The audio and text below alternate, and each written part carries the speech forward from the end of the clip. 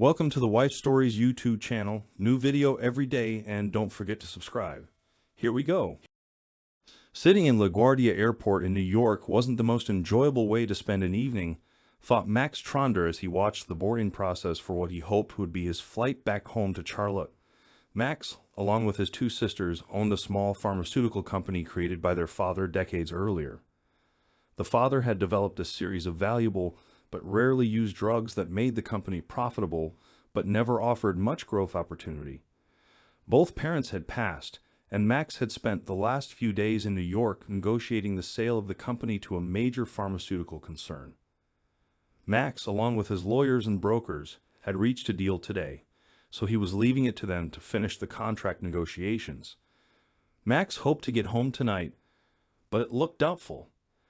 The last flight of the day to Charlotte was fully booked, and he was number 3 on the wait list. He hadn't called his wife Camille because he wasn't sure what to tell her. He sat at a bar where he could watch the gate and drank his second gin and tonic, thinking about the deal and the money he and his sisters would share, something over $10 million for him. Plus, a well-compensated transition period with a pharmaceutical company meant a new lifestyle for him and Camille. Their twin girls were already out of the nest, or at least on their way. Both were attending college as juniors at Duke, where the tuition was a heavy burden, but that would all change when the deal closed. Meanwhile, the boarding process was finishing, and the gate agents were ushering the last passenger into the jetway. Then, a bit of a miracle, the boarding sign changed, and Max saw his name appear as having cleared the wait list. He threw money on the bar, waved at the bartender, who gave him a thumbs up, grabbed his briefcase and overnight bag, and sprinted to the gate. The gate agent handed him a boarding pass and quickly explained to him and 2 other waitlisters that a party of 4 who had checked in remotely had failed to show, so they got the seats. Max ran down the jetway with his new companions, and as he arrived at the boarding door, he realized he had gotten a first-class seat. A good sign, he thought. Settling into first class, he felt optimistic. Maybe that meant the deal would really close. The boarding door closed as he sat down, and the flight attendant asked if he wanted something to drink. As they taxied to the runway, he felt like he had earned one more drink, so he ordered another gin and tonic, then fell asleep, dreaming of a future for him and Camille with enough money to always travel comfortably. The bump and screech of landing woke him up. He eventually got to the taxi stand to take a cab home. He had driven his pickup to the airport a few days earlier, but now he was exhausted, a bit tipsy, and it was really late, way too late to call Camille to come get him. They lived a few miles outside of Charlotte, so the taxi ride was long enough for him to doze off again. The driver had to wake him when they arrived. Max paid him and added a generous tip before getting out of the cab sluggishly. It had been a long, stressful day and half the night, and he was already thinking of smuggling into bed with Camille. As the cab backed away and he turned toward the house, what he saw stopped him in his tracks. A gold-colored Mercedes was parked in the driveway in front of his side of the garage. It looked like a very fancy car to Max, but then all Mercedes looked fancy to him. The house was dark. It was past midnight by then, and Max stood there for a few moments. He had talked to Camille from his lawyer's office around midday, and she hadn't mentioned having overnight visitors. He tried to avoid thinking the unthinkable, wanting to imagine a happy scenario where he would soon be snuggling with a warm, sleepy Camille. In just a few minutes, his mind wasn't working that way, though, so he slowly walked to the door in the breezeway between the garage and house. He unlocked it, stepped into the silent house, and even more slowly made his way through the kitchen and up the stairs to his and Camille's bedroom. The bedroom door stood open, obviously with no expectation of visitors. Max stepped inside and felt a wave of disbelief wash over him. His mind seemed to freeze as he took in the sight before him. Camille was sleeping, her body sprawled across her side of the bed, one arm draped across a man who was also asleep, a faint smile on his face. Max stood there, seemingly frozen in time, until eventually his thoughts began to process again. He looked again at Camille's arm across the man, her hand resting on his chest. No wonder the guy was smiling in his sleep. They were both snoring, and that broke Max's heart. Before tonight, he had loved hearing Camille's soft snoring, which felt like a comforting purr. He had thought it meant she felt safe, resting deeply in a shared life with him. He had often drifted off to sleep with that soothing sound in his ears, but now it felt like a distant memory. As Max's thoughts began to clarify, he noticed the man's clothes folded carefully on a chair where he had sat hundreds of times. A smoldering fury started to ignite within him. He picked up the pants and pulled out the wallet and car keys, pausing to think. He could grab a tennis racket from the bedroom closet and confront the man, but he realized that while it might feel satisfying in the moment, it could lead to bigger problems down the line. An idea began to take shape. He pulled out his cell phone and snapped a few incriminating pictures. After capturing the evidence, he gathered up the man's clothes and shoes. The intruder was a large guy. Max was 5 feet 10 inches and about 160 pounds, while this man appeared to be at least 4 or 5 inches taller and perhaps 50 pounds heavier. Confronting him with a tennis racket might not have been wise.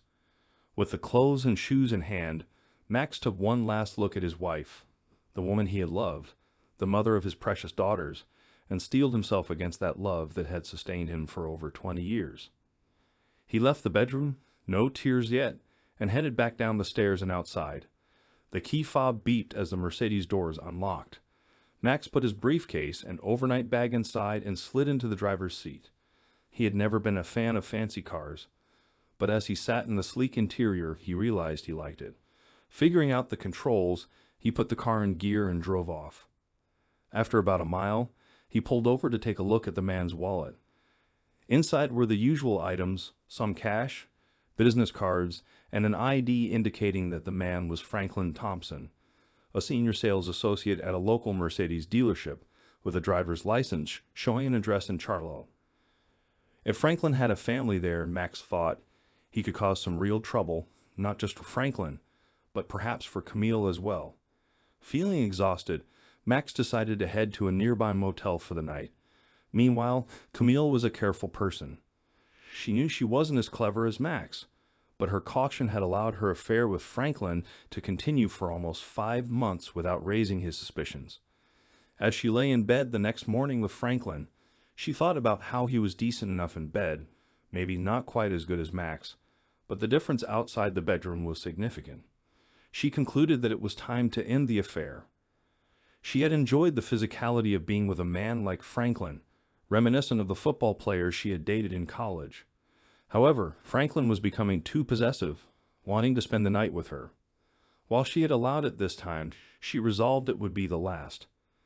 Camille planned to spend her life with Max, and having another man in their marriage bed, even if Max would never find out, felt too disrespectful. As the alarm went off at 7 a.m., it was time for one last quick encounter. Afterward, they both headed to the shower. Back in her bedroom, Camille was dressing when Franklin emerged from the guest room shower, towel wrapped around his waist. He paused for a moment, then asked, "Where did you move my clothes?" "I didn't move them anywhere," she replied, a bit impatiently. "They were right there on that chair." "But they're gone. Did you take them into the guest room with you?" he asked, his voice trailing off as he tried to make sense of the situation. "Maybe you left them downstairs when we came in last night," Camille suggested. "I'm sure I didn't, but I guess I'll go look," Franklin replied as he headed out of the bedroom. He returned quickly, rushing up the stairs. "Camille, my car is gone. My clothes aren't downstairs. Somebody was here last night, they took my clothes. They stole my car. What is going on?" Franklin's words tumbled out in a panic, and Camille struggled to make sense of it.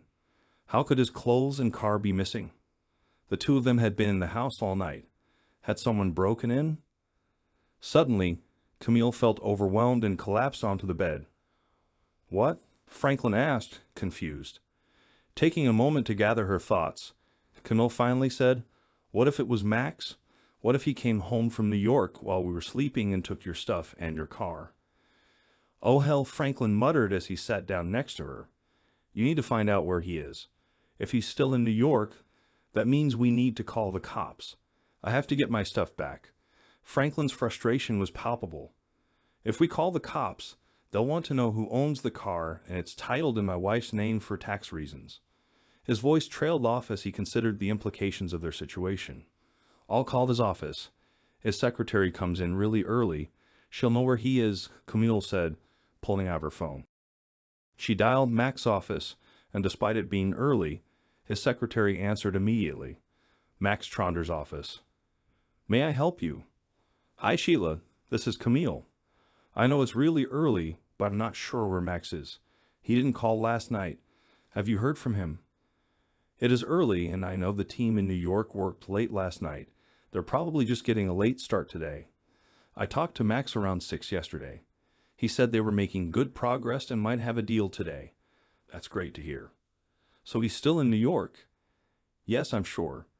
I expect to hear from him as soon as they all get back to the office. Do you want me to ask him to call you? Yes, please, but only if he has time. I know how important this deal is. Okay, I'll do that. Bye. After hanging up, Camille turned to Franklin. Max is still in New York. We need to think about calling 911 to report a break-in and car theft. Camille, what do we tell them? That your lover had his clothes stolen from your bedroom and his car from your driveway. We are really screwed here. Okay, I get it. Let's think this through. How about I drive you to your house? You can change and report the thefts as if they happened there while your wife was taking the kids to school. Maybe you don't report the stolen clothes. That might be harder to explain than the car. Except I told my wife I was going to Atlanta for a meeting about the new Mercedes S-Class and wouldn't be home until this afternoon. The plan could still work. We just wait until noon when you'd be getting back anyway. You stop by home, leave the keys in the car since it was a quick stop, and your car gets stolen while you're in the house. You know, I think that might work. I could say I left my wallet in the car and they took that too. We can hang out here for a few hours, maybe eat another shower. Okay, I need to call into work to take a sick day, Camille said.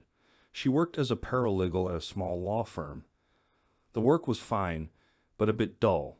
She stepped into the hallway to make the call and returned to find Franklin back in bed, towel around his waist, getting ready. She felt a moment of temptation, but remembered her decision to end the affair. Franklin, she said, making no move to undress. I think it's time to end this.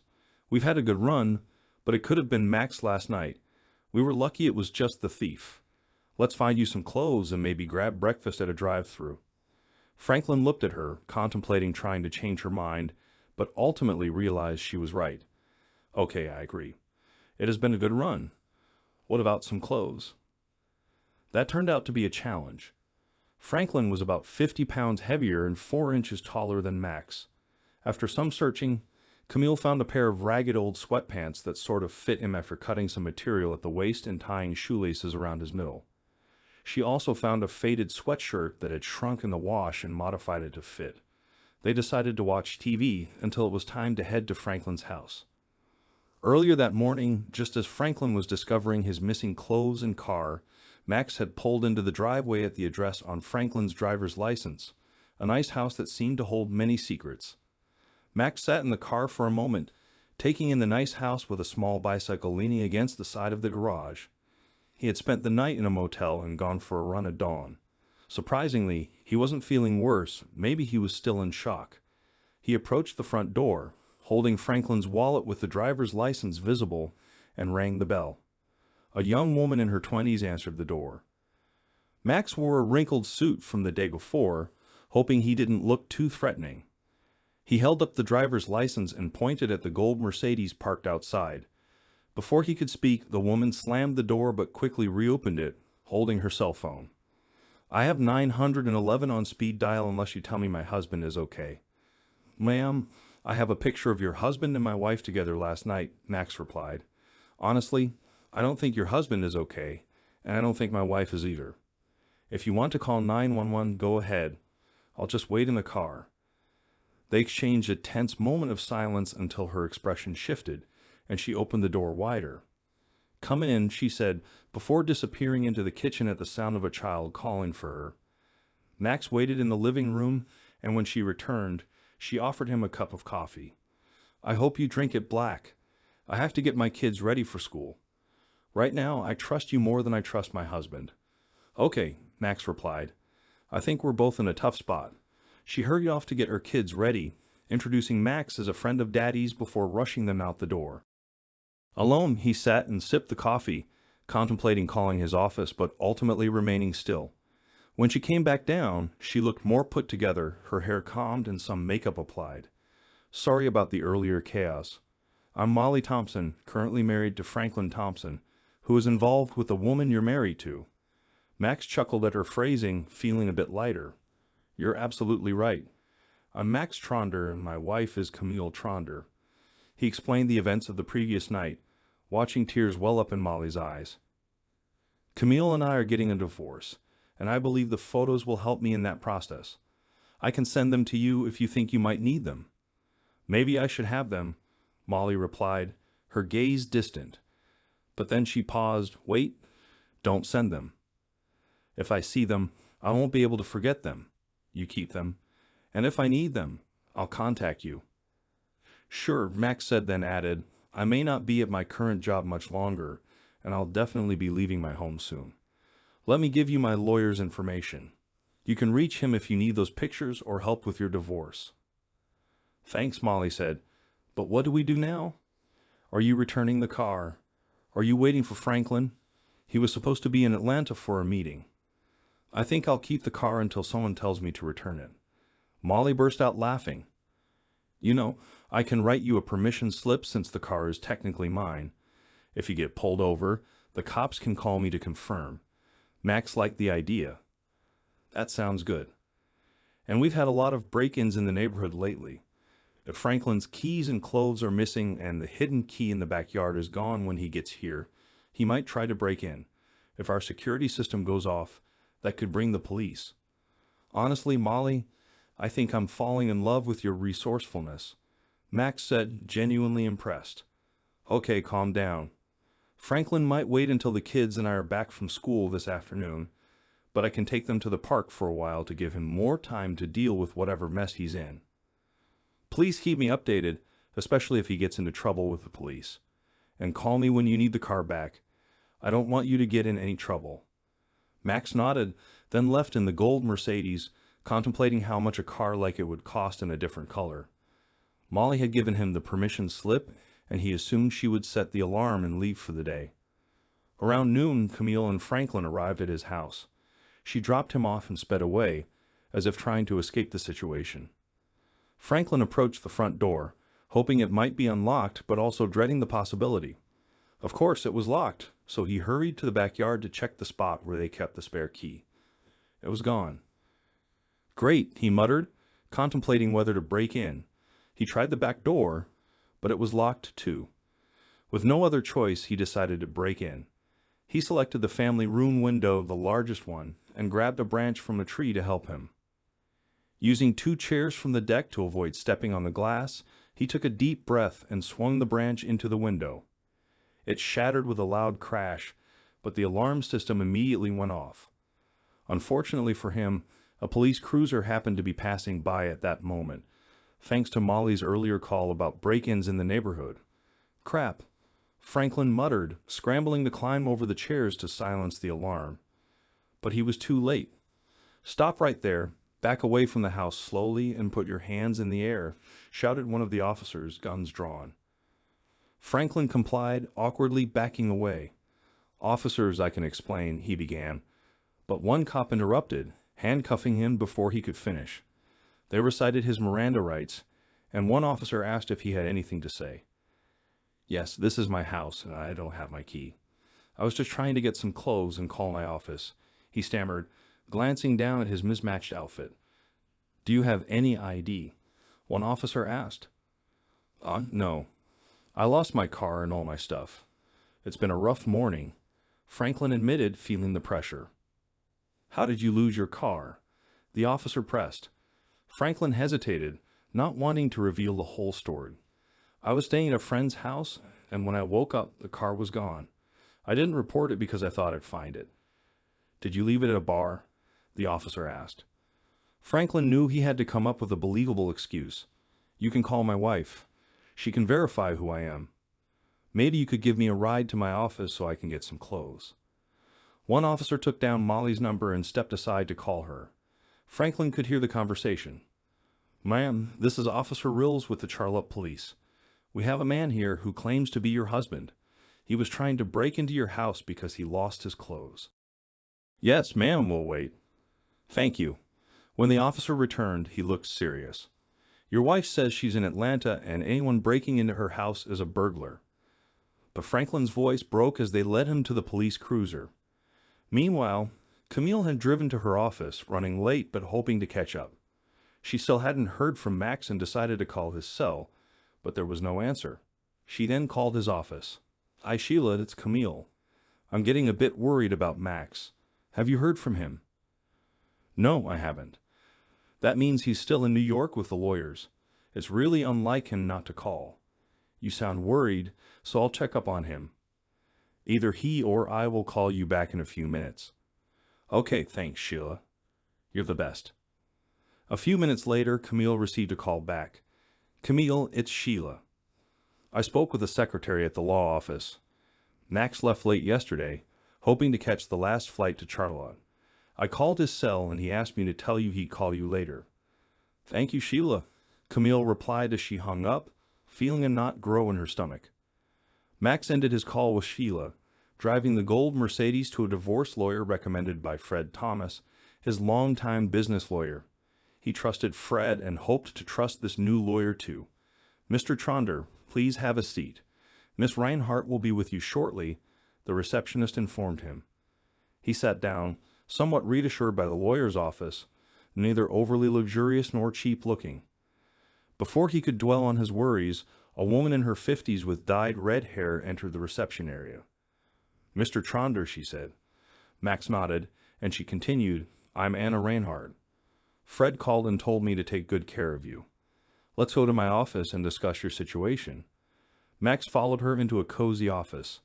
After accepting coffee from the receptionist, he explained his situation, his unfaithful wife, his desire for divorce, and his need to protect his assets, especially the proceeds from his and his sister's company. He decided to skip the part about the Mercedes, suspecting it might amuse Anna.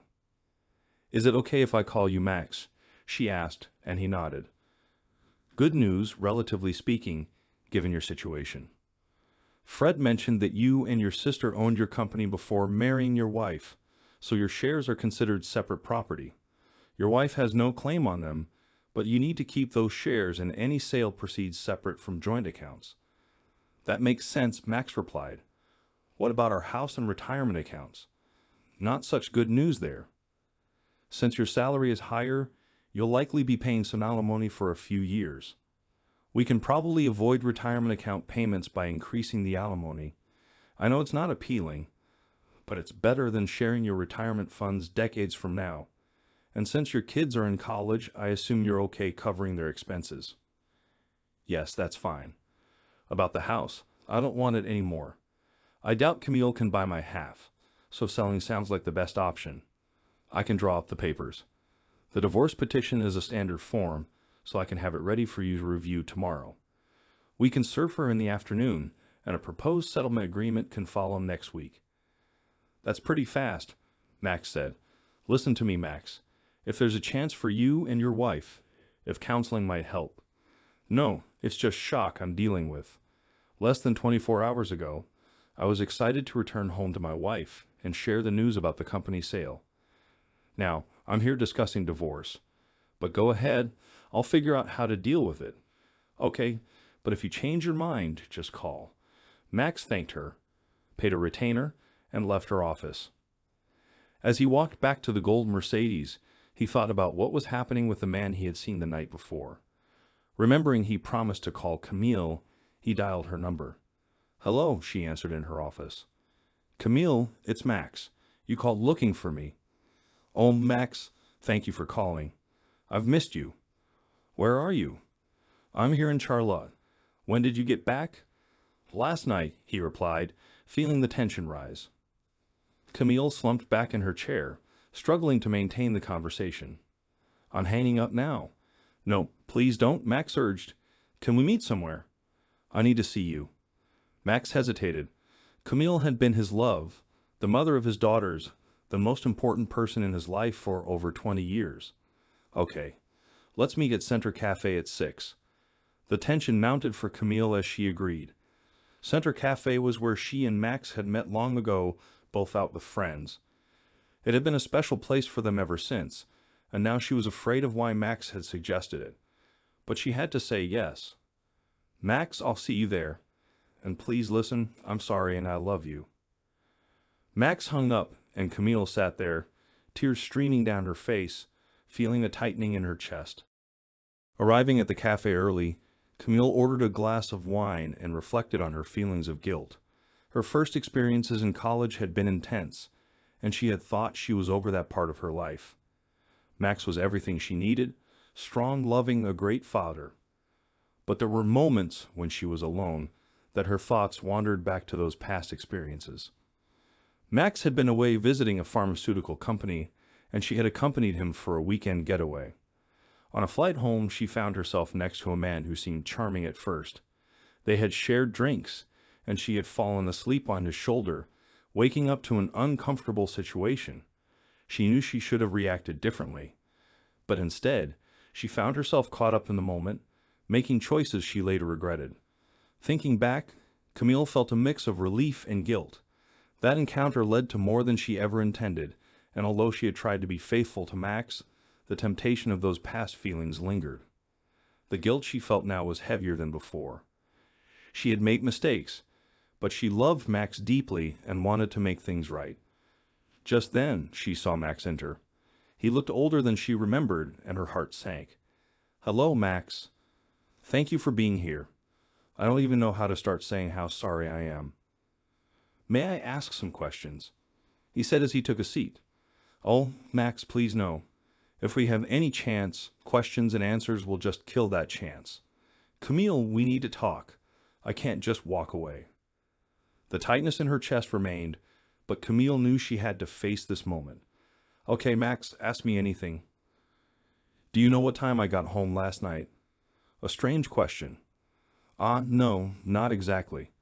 "And do you know what I saw when I walked upstairs to our bedroom?" "Yes, I can guess what you must have seen, and I know it was one of the worst things for you. I beg you, please hear me, Max. I'm sorry. Sorry enough that I won't contest any kind of divorce you want. If you want to confront me, you can do it right here, and I won't complain." "Shut up, Camille. Next question. How many men have you been with since we got married? If you lie, I'll get up and walk out." Camille's first instinct was to lie, but she realized that would be too risky. Her marriage felt broken already. "Three, Max. 3 men that I wish I had never met. I see in your eyes that our marriage is over, and I understand you deserve someone better.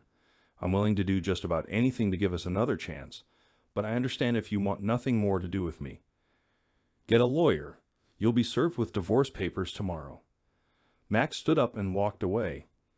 Camille sat there, too stunned to cry at first, processing what had just happened. The weight in her stomach pressed down hard, and eventually, tears began to flow. As Max walked away from the cafe, he recalled the first time he and Camille had met there decades ago. Now he wondered if this would be their last intimate conversation. The thought was bitter, knowing she had been with other men was painful enough, but seeing her with someone else was a wound he couldn't bear. Maybe he could have accepted her past with faceless men over their years together if there had been counseling. But the image of her with that man in their bed felt insurmountable. Their marriage was over, and he finally let the tears come as he sat in the gold Mercedes. Eventually, he realized it was getting dark. He wiped his face and thought about what Molly Thompson had said that morning. She had advised him not to send her pictures of her husband with Camille, sensing that forgiveness would be harder with visual evidence. He decided to call her to share that thought and check on the status of the car. "Hello?" Molly answered. "Molly, this is Max Tronder from this morning. I'm just checking in on you and the car." "Thanks for calling. I'm hanging in there. You can keep the car for now. Franklin is in so much trouble he won't need it for a while." "Trouble? I hope you didn't hurt him." "No, but he might wish I had. He got arrested for trying to break into our house and took a swing at one of the cops. He's a big guy, and the officer ended up using a taser on him. I think something happened in jail, too. He's not talking about it, but it sounds serious. He called his brother to bail him out, so now his family knows everything." "Wow, Molly, I can't say I'm sorry for him, but I'm sorry for you. I'm glad you didn't look at those pictures this morning. If you have any chance of reconciliation, seeing them would complicate things. Yeah, he finally got home a few hours ago, crying and begging me to let him stay. We have 2 little kids, so I'm trying to work it out, but it won't be easy. His brother, who's a lawyer, advised me to insist on a post-nup, and I'll be controlling our finances for a while. Way to go. I wish you all the best. Just let me know when you need the car back. After hanging up, Max sat there, feeling a mix of envy and concern for Molly. Perhaps Franklin had learned a lesson facing legal troubles. He hoped it would help for the sake of their kids. Eventually, Max drove back to the motel where he was staying. He had one more call to make before trying to sleep, to his daughters, Jane and Joan. "Hi, Daddy." Jane's voice came through. The twins sounded alike, studying nursing at the same college. Max often thought about how lucky he was that they weren't identical twins. They could be a handful together, and he could only imagine how much more difficult it would be if they looked alike. Yep, you guessed right, of course. You had a 50-50 chance. What's up? Listen, tomorrow is Saturday, and I'd like to take you and your sister out for breakfast. Let's call it brunch, maybe around 11 o'clock at that bistro on 4th Street where we've gone before. That's fine with me. Jane paused, and then you could hear some noise before she came back. It's fine with Joan, too. Can we? He quickly interrupted her. Let's make it just the 3 of us for tomorrow. Okay, sure, Jane replied. But tell me what's... He interrupted again, not wanting to start a lengthy conversation over the phone. I need to run. See you at 11. Love you, and tell your sister I love her too. Bye. He hung up, hoping she wouldn't call Camille. After Max left the cafe, Camille was left with his advice, or perhaps a warning to get a lawyer. Her tears were hard to stop. She knew she had messed up her marriage, her family, her whole life. She worried her daughters would find out, along with her parents and friends. The thought of Max discovering her lying in bed with someone else haunted her. A waitress approached, asking if she needed to move to the ladies' room. Camille sniffled and managed to say, "No, thank you." She paid the bill and left, heading toward the home that wouldn't be hers much longer. When she arrived, she poured herself a drink, just enough to help her forget her troubles, hoping for some kind of miracle to bring back Max. The next morning, Max sat in the bistro when his daughters arrived. He had reviewed the draft divorce petition earlier that day and spent the drive thinking about how to tell Jane and Joan. After the usual hugs and pleasantries, the conversation turned serious. "Daddy, we know something is wrong," Joan said. "You look kind of sick. Are you here to tell us you have cancer or something? If so, where's Mom?" "Yes, I do have bad news, but it's nothing physical. No one is going to die. It's about Mom," Max began. Jane interrupted. "She's done something horrible, hasn't she?" "Oh my God, is she running off with one of the lawyers?" Joan asked, half joking. Both girls erupted into laughter at the absurdity until they saw their dad wasn't laughing. "Daddy, no. Not Mom." Joan couldn't finish her thought. "Girls, listen to me carefully. Yes, your mom has been unfaithful, but that doesn't mean she has betrayed you. I wish it weren't true, but it is. If her actions are breaking up our family, then yes, she's hurting us too," Joan said, tears streaming down her face. Max felt tears welling up in his own eyes. The girls hugged him, trying to comfort each other at the same time. "Let's get out of here," Jane suggested. "There's a park about 2 blocks away where we can talk more privately." Max quickly paid the bill and they walked to the park, arms around each other. Once they settled on a bench, Jane said, "Tell us, Daddy. We deserve to hear how bad this is." "I agree. You're both grown up," he replied. "Your mom has been unfaithful to me, and I found her in our bed with another man. She later admitted there had been others before him. I'm still in shock, but I know your mom and I cannot come back from this. I've already spoken to a divorce lawyer, and she will be served with papers later today." More tears fell as they absorbed the news, followed by a heavy silence. "As difficult as this is, you both need to focus on your schoolwork. There's enough money for your senior year at Duke, and if either of you want to pursue graduate work, I'll find a way to support that too. But there's a catch. They exchanged glances, curious.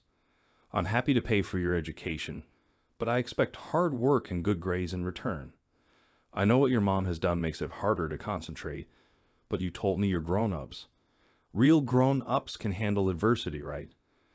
They looked at each other, tears still in their eyes, but then they hugged him again. Yes, yes, Daddy. You're the best, and we absolutely won't let you down, Joan reassured him, while Jane looked thoughtful. Daddy, Joan's right. We won't let you down, but what about you? Are you going to be okay? What will you do? Well, you can do a lot of thinking during a 2-hour drive. First, I want both of you to know that what you've said doesn't surprise me. I know you'll continue to do well in school, and I'll always be proud of you. As for me, what your mom has done has hit me hard. I could crawl into a hole and wallow in self-pity or try to find a way to reconcile with her, but I've realized that's not taking care of myself. All my adult life, I've been focused on taking care of others, your grandparents' company, my sisters, your mom, and both of you. It sounds like I'm complaining, but I'm not. The company will be sold soon, so that's one burden lifted. Camille is gone, and I promise I'm ready to focus on helping you both start your adult lives. So that's 2 home runs out of 3 in terms of relationships. Not bad, right? You know, I'm starting to see this whole situation not as the worst thing, but as an opportunity for a new life, one that's focused on me. Okay, Dad, if you really mean that, that's great, Joan said. Jane, a bit more skeptical, asked, what does a new life mean? Are you going to work for another company or buy a farm? Good question, and I have a good answer. No specifics yet, but this new life will be active. I'm going to run marathons, climb mountains, sail across the Atlantic, hike the Alps, and go on safaris. There are so many things for me to explore. And who knows? While I'm doing these things, I might meet someone special along the way. Wow, Dad, that sounds amazing. Both girls looked at him, astonished. This was their dad, not some adventurous figure they'd imagined. Did you really come up with all this on your drive? Jane asked. Yes, partly, but also because I haven't slept much. My mind has been racing with ideas. I could choose to wallow in self-pity, but instead, I'm determined to make the best of this situation. Trust me, I'm going to be okay. Max left his daughters with more hugs, kisses, and a few more tears as he drove back to Charlotte in the gold Mercedes. As soon as he left, the girls called their mother. Hello, a scratchy voice answered at the Tronders' residence. Mom, it's Joan and Jane. We just had brunch with Dad, and he told us some awful news. What did he say? Well, divorce was the big word, and your cheating was the cause. Dad gave us a little more detail, but that's basically it. Is it true? Oh, girls, it's complicated. Your father and I have been married a long time, and this mistake has happened. Yes, I've made big mistakes, but I believe we can work through this. I just need to give your dad some time. Mom, Joan interrupted. Dad said divorce. He wasn't talking about fixing things. Well, yes, technically he's right, but that doesn't mean we can't resolve this. I told him I would do anything. I think you're being delusional, Jane added. He told us he's already seen a divorce lawyer. It really sounds like there's no way back for you two. There was silence on the other end, followed by a shaky breath. Joan and Jane exchanged worried glances. Finally, Camille spoke, barely above a whisper. I know I've messed up and ruined my marriage. I think your dad hates me, and he's right. I've done terrible things. He told me to get a lawyer, and he's right about that too. I'm so sorry, girls. I know this is awful for you two. Mom, don't worry about us, Joan said. We'll be okay, and we know Dad is doing his best. You need to take care of yourself, and getting a lawyer sounds like a good idea. Jane and I can drive over to Charlotte if you need us. Thank you, girls. That's sweet. I'll be okay. I just need some time to process what I've done. They hung up, still unsure what to do. It's funny in a not funny way. We're more worried about Mom, who caused this whole mess, than we are about Dad, Joan said. They talked some more, ultimately deciding not to interfere and let their parents deal with each other without their input. Meanwhile, Camille sat in the house in Charlotte, feeling a little hungover from the gin the night before and more than a bit depressed after speaking with her daughters. She knew she should get up, get dressed, and leave the house, do something. The doorbell rang as her thoughts drifted toward maybe getting some food. A young woman stood on the doorstep when Camille opened the door, chewing gum. "May I help you?" Camille asked. "Yes, ma'am. Are you Camille Tronder, wife of Max Tronder?" "Yes, I am." "Why do you ask?" "Ma'am, you have been served," said the woman, handing Camille a folder full of documents and snapping her photo. "What?" Camille stammered as the woman walked back to her car. Inside, Camille sat down at the kitchen table, her heart racing as she opened the mysterious folder. The title of the first document made her nearly faint: Petition for Divorce. She recalled Max's last words to her: "Get a lawyer." Sitting in the familiar kitchen, memories flooded back and she realized they weren't coming back from what had happened. 6 years later, at an expensive hotel ballroom, Camille watched Jane dance with her new husband, her mind clouded with memories. As a teenager, life had seemed overwhelming, too many activities, too much angst, and boys who were either too mean or too nice. Now, she missed those days immensely. Still working at the same law firm, doing the same paperwork, Camille was jolted from her thoughts by Carl, her date, a kind, middle-aged lawyer. "Here's your wine," he said. Camille looked up. "Thank you, Carl. You're sweet. Your daughter looks lovely, just like her mother." "Thank you for the compliment," she replied, appreciating his kindness. Though he was a good man, he was not Max. Camille glanced across the room at Max, who had just returned from a climbing trip in Nepal. He looked incredibly fit and handsome, laughing with Joan and holding hands with a beautiful woman. Camille felt a pang of jealousy, recalling how Joan had said Max met her during a climbing trip in South America. It made her feel ill just thinking about it. "Camille?" Carl said, trying to get her attention. "I think we should leave. You've done your duty as mother of the bride, and staying here, lost in thought over your ex-husband, isn't helping you or us." "You're right, Carl. Let me say goodbye to my daughters, and then we can go." Camille hugged and kissed her daughters, wishing the newly married couple well. Ignoring Max and his companion was difficult, but she managed. As she left the ballroom, Max caught sight of her and felt a fleeting sadness for their past as he returned to his conversation with Joan. "Dad?" Joan asked. "Remember that strange gold Mercedes you drove when you came to see us at Duke? Whatever happened to it?" "That's quite a story," Max replied, "but I won't bore you with it. I borrowed it from a friend and eventually gave it back. I think she sold it. It was really a bad luck car." He turned back to his climbing girlfriend, eager to discuss their next adventure.